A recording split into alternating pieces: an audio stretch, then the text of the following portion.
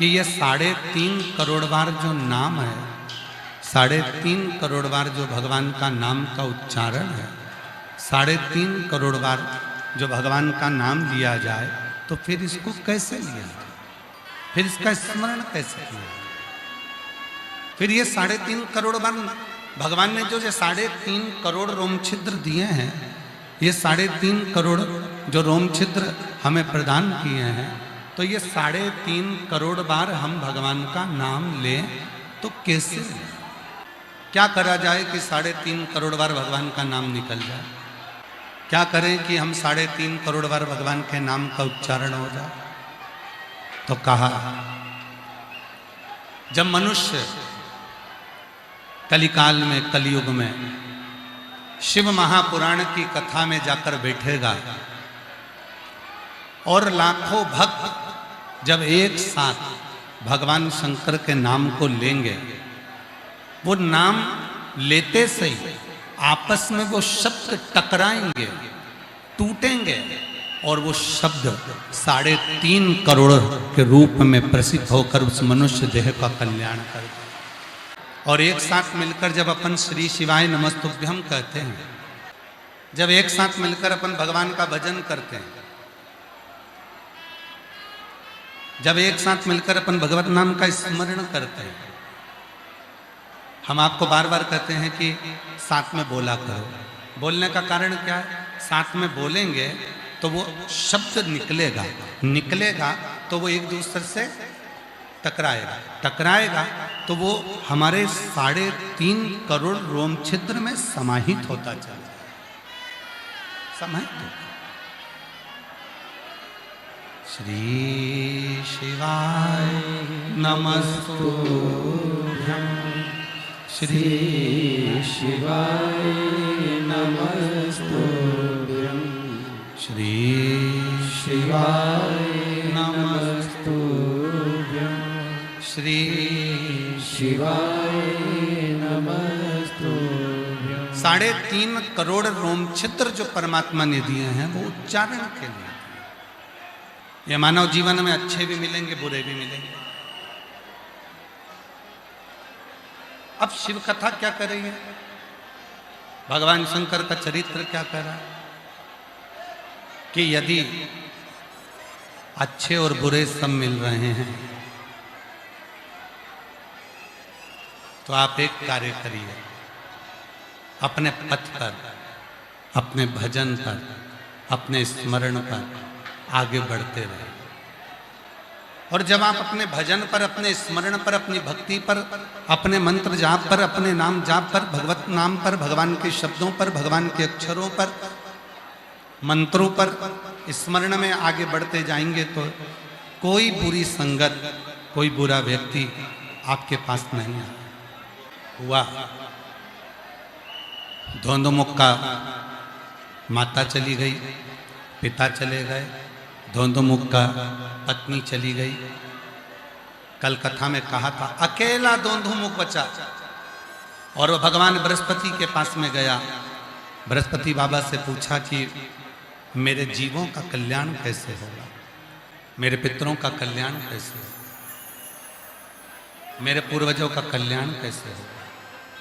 बृहस्पति बाबा ने कहा, शिव जी का एक व्रत ऐसा है, पशुपति व्रत, जिस व्रत को करने के बाद जो मनुष्य करता है, जो स्त्री करती है, जो गंधर्व करता है, जो पशु करता है, जो पक्षी करता है, जो मानव करता है, जो देवता करता है, वो पशुपति व्रत एक ऐसा व्रत है जिस व्रत को करने वाला व्यक्ति स्वयं अपनी जिंदगी में वैभव, सुख, धन, संपदा और अपने जीवन के सारे दुखों को समाप्त कर कर एक दिन खुश होकर अपनी जिंदगी को जीना प्रारंभ करता है। एक बार पशुपति व्रत करने वाली कोई स्त्री, कोई नारी, कोई बेटी, कोई बेटा, कोई मनुष्य, कोई पुरुष होता, वो अपनी पितरों को भी पार लगा देता। एक पशुपति व्रत का इतना प्रभाव, एक पशुपति व्रत, और जितनी मेरी जीजियां बैठी हैं, जितने मेरे जीजा बैठे हैं, जितनी मेरी बेटियां बैठी, जितने मेरे बेटा, मेरे बुजुर्ग माता पिता जितने बैठे हैं, ध्यान रखना, एक पशुपति व्रत भी हमारे जीवन को सुखा कर देता है। कितने सोमवार का व्रत होता है? सब बोलो। 5 सोमवार। कितने दिए लगते हैं? 6। मंदिर में कितने दिए जलाए जाते हैं? 5। घर के दरवाजे पर कितना दिया जलता है? 1। प्रसाद बनकर जाता है, उसके कितने हिस्से होते हैं? 3। अगर बीच में कहीं रजस वाला धर्म आ गया, कहीं जाना पड़ गया, घर में कोई कार्य आ गया, कहीं आप बाहर चले गए, तो उस व्रत को छोड़ दिया जाता है, फिर अगला करा जाता है। पर गिनती के होते 5 ही हैं। सुबह जो पूजन की थाली मंदिर जाती है, वही थाली शाम को मंदिर जाती है। शाम को प्रसाद बनकर जाता है, मंदिर में 3 हिस्से हो जाते हैं, दिए 6 रखा जाते हैं, 5 दिए प्रज्वलित करे जाते हैं, 1 दिया वापिस अपनी थाली में रखा जाता है, प्रसाद का 1 हिस्सा अपनी थाली में रख कर लाते हैं, बाबा से अपने विनय कर कर आते हैं, विनती कर कर आते हैं। 5 सोमवार। और हम तो यहां तक कहेंगे, हर 5 महीने में, 6 महीने में, 4 महीने में, 3 महीने में एक बार पशुपति व्रत घर में करते रहना चाहिए। घर का कोई भी एक व्यक्ति भी अगर पशुपति व्रत करता है तो पूरे घर के लोगों को उसका लाभ जरूर मिलता है।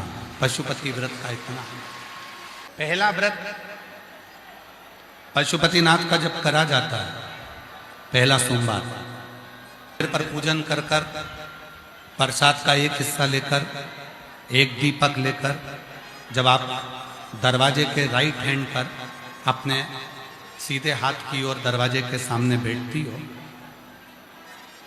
दीपक को जलाते समय जिस कामना से आपने पशुपति व्रत किया है, उस कामना को अपने हृदय से बोलना चाहिए। बाबा, आज मेरा पहला व्रत है, मेरे भोलेनाथ, मेरे देवघर वाले बाबा वैद्यनाथ, हे मेरे पहाड़ी महादेव, हे मेरे सुरेश्वर महादेव, हे मेरे भोलेनाथ, आपकी कृपा से आज मैंने पहला व्रत किया।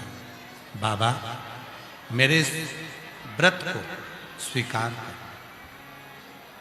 बाबा, मेरे इस व्रत को स्वीकार करना, और बाबा आपकी कृपा से मेरा ये व्रत सफल हो, ऐसी करुणा करना।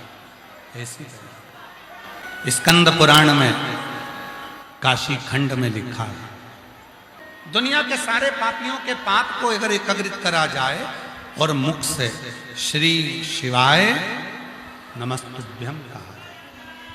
हम क्यों कहते हैं आप लोगों को कि अपने अपने घर के दरवाजे पर श्री शिवाय नमस्तुभ्यम का एक स्टिकर चिपका दो, अपनी गाड़ी पर श्री शिवाय नमस्तुभ्यम लगा दो। श्री शिवाय नमस्तुभ्यम शिव महापुराण की विद्येश्वर संहिता में लिखा है, ये वो मंत्र है जिस मंत्र का केवल उच्चारण करने पर अपनी 71 पीढ़ी में भी अगर किसी ने कोई भूल से भी पाप करा होता है तो वो नष्ट हो जाता है। घर के दरवाजे पर श्री शिवाय नमस्तुभ्यम का एक स्टिकर लगा दो, श्री शिवाय नमस्तुभ्यम लिख दो। क्या होगा? लोग कहते, वास्तुशास्त्री कहते हैं यहां से जीनी को तोड़ो, कोई कहता है यहाँ बाथरूम को तोड़ो, कोई कहता है रसोई घर तोड़ो, कोई कहता है ये दरवाजा तोड़ो, कोई कहता है वो दरवाजा तोड़ो। शिव महापुराण की कथा में कहा गया, एक बार मुख पर अगर कोई दरवाजे के बाहर भी खड़ा हो गया और उसने श्री शिवाय नमस्तुभ्यम को पढ़ लिया, जो अंदर आ रहा है उसके आने से ही हमारा वास्तु दोष पूरा समाप्त हो जाता है।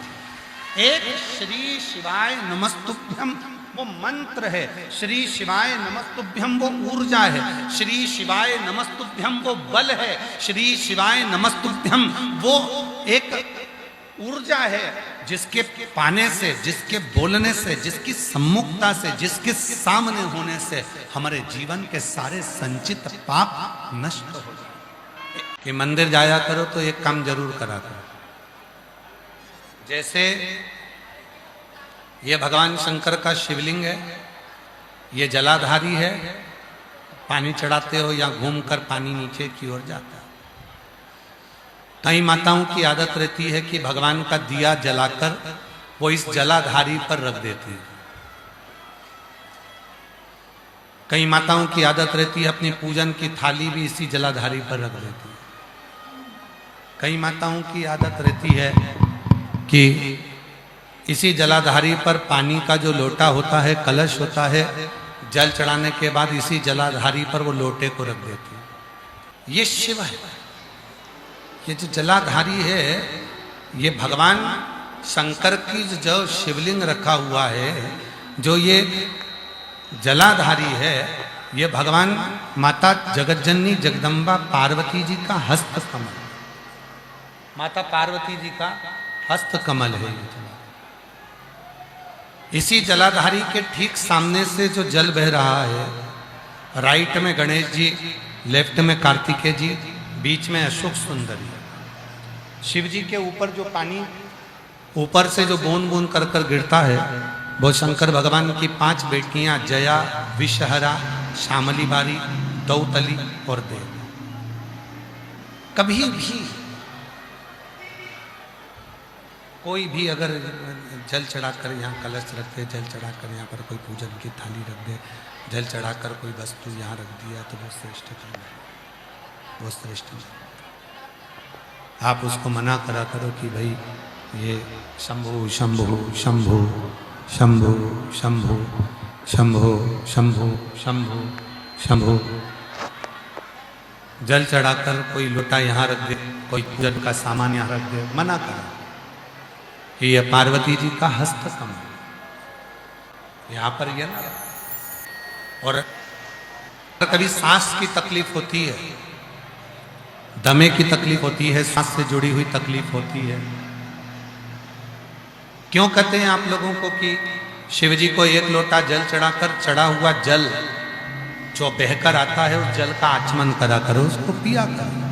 क्यों कहते हैं? क्योंकि जब शिव जी पर हम जल समर्पित करते हैं तो ये सारे जो स्थान है माता जगतजननी जगदम्बा का, 64 योगिनियों का, 33 कोटि देवताओं का, शिवलिंग में विराजमान सभी देवी देवताओं का, ग्रहों का जो जल होता है वो आचमन करने से हमारे रोग, हमारी तकलीफें, हमारे दुख कष्ट समाप्त हो जाते हैं। हमारा दुख समाप्त हो जाता है, हमारा कष्ट समाप्त हो जाता है, हमारी तकलीफें समाप्त हो जाती है, कष्ट समाप्त हो जाता है, दुख समाप्त हो जाता है, तकलीफ समाप्त। क्यों कहते हैं?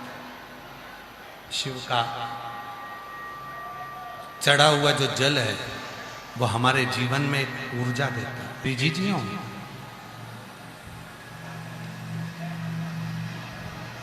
अगर जिसको दमे की बीमारी होती है, सांस की बीमारी होती है, थोड़ी दूर चलने पर हांपड़ी भराने लगती है, सांस फूलने लगती है, बड़ी हाँप भराती है, बार बार दमा उठने लगता है। डॉक्टर को दिखाओ, डॉक्टर जो दवाई दे वो लो, साथ में एक काम करना प्रारंभ करो। ये जो जलाधारी है, जरा समझिएगा सभी लोग, ये जो जलाधारी है, जहां से जल बहकर नीचे की ओर जाता है उसके ठीक विपरीत की ओर तुम्हें बैठना है। जहां से जल बहकर जाता है इधर साइड में आपको बैठना है, और जो जलाधारी है उस जलाधारी को आपको हाथ से पकड़ना है।